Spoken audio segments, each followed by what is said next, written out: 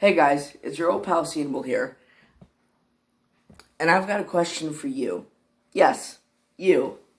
Are you a white, cisgender, straight, non-Jewish, American-born male, and do you want to feel oppressed, but you aren't non-white, you aren't female, you aren't Jewish, you aren't an immigrant, and you aren't transgender? Is going out shopping and not finding the video game you want just not enough anymore? Well, now you can feed off of the unspeakable oppression that Irish men, women, and children had to face so that you can finally feel oppressed again.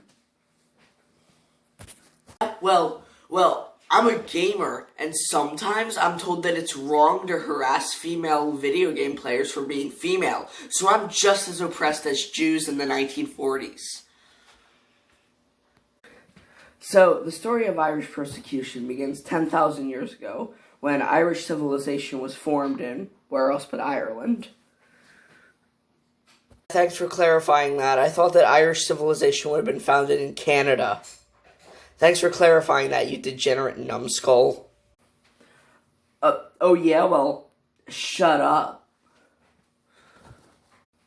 Anyways, 8,000 years later, which is around 2,000 years ago today, Roman immigrants began moving to Ireland.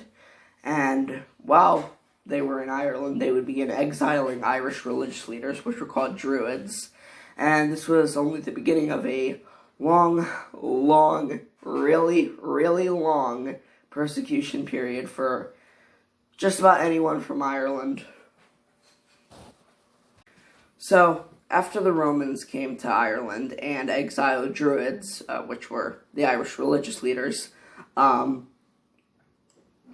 eventually Vikings came to Ireland. And while usually Vikings would just raid an island for all its gold and other treasures and then leave, for some reason the Vikings really hated Irish culture. And so they destroyed a bunch of monuments and landmarks important in Irish culture. Again, for no other reason other than they hated Irish culture. Then, after the Vikings came and did their own little persecution towards the Irish people, a tribe called the Normans in 1169, 69, raided the island and took it under their control. And it wasn't until, and I kid you not, the 20th century that Ireland was finally freed from Norman control. And then, around 500 years after the Norman occupation began of Ireland, Oliver Cromwell, who was the leader of England at the time that this happened, carried out a military raid of Ireland, so another raid, where most Irish people were either left dead or starving. So it was pretty much like a proto-Holocaust, except instead of Jews, Jehovah's Witnesses, blacks, gays, etc., it was merely just Irelanders. And then after this, again, Irelanders were left starving and homeless and most of them just dead. The survivors had to resort to begging and stealing to feed themselves and their families.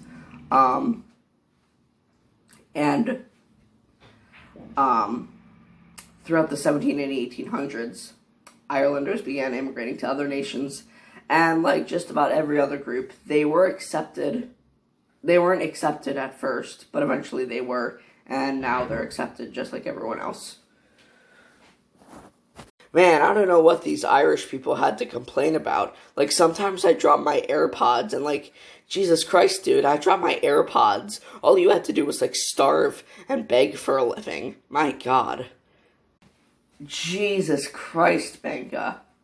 Now, I would like to touch on that, actually. So, if you're a spoiled, gross, filthy rich kid who gets absurd amounts of money from mommy and daddy for Christmas and birthdays, next time you, I don't know, forget your AirPods before you go to your beach house or the mall, or don't get the new iPhone for Christmas, just remember what the Irish people had to go through.